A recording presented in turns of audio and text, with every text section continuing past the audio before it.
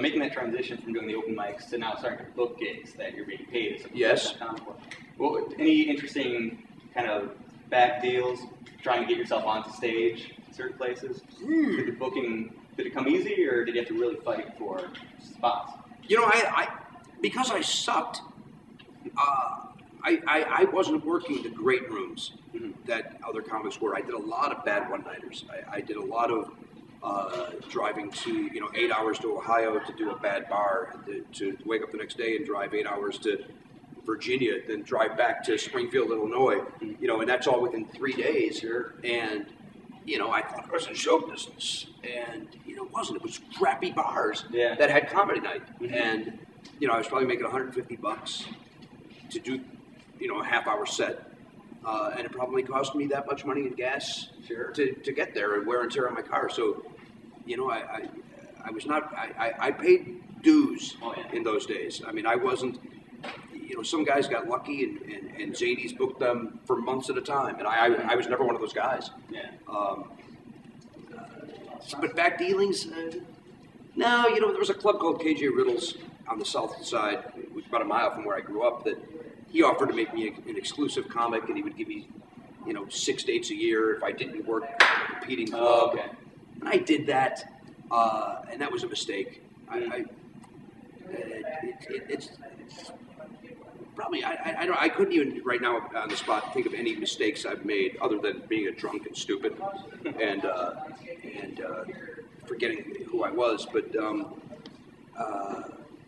that mistake still bothers me to this day. And if I ever see the guy again that owns the other club, I would apologize to him for calling him up and canceling them. And sorry, I spit on you.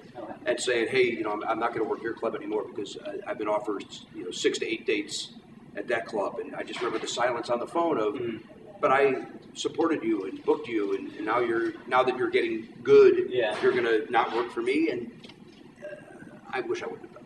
You just mentioned again drunkenness. Yes.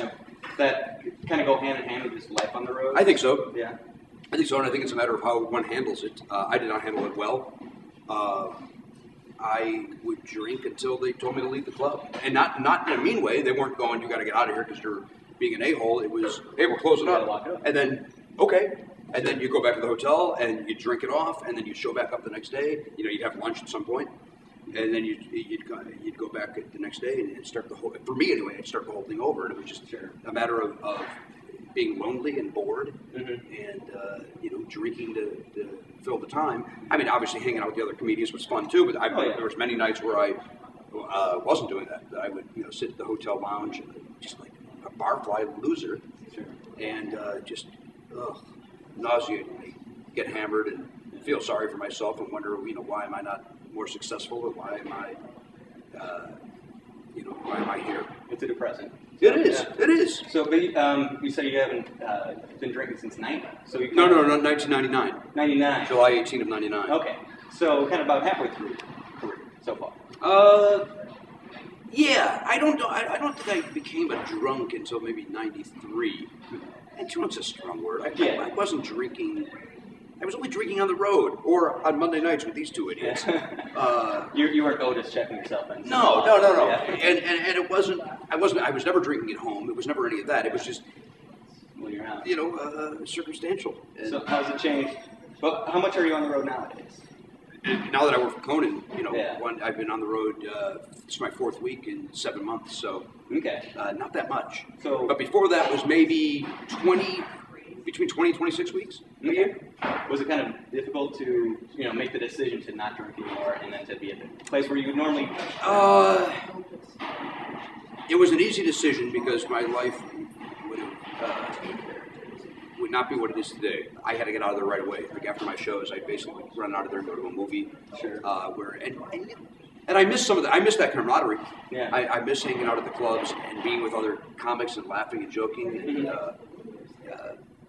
but you got to do what you got to do to get through it and not be around that situation. Because, I'd like to think I could have one drink, but who knows? Yeah. And then the guy goes, "Hey, aren't you the guy from My 3 Dads?" And Rachel goes, "Well, it's my 2 dads, but I'm so good you think there's a 3rd dad." And then the guy goes, he said, I got a question for you. You ever fuck that girl? He goes, yes, we all fucked the underage girl. That's what we did every day on the set.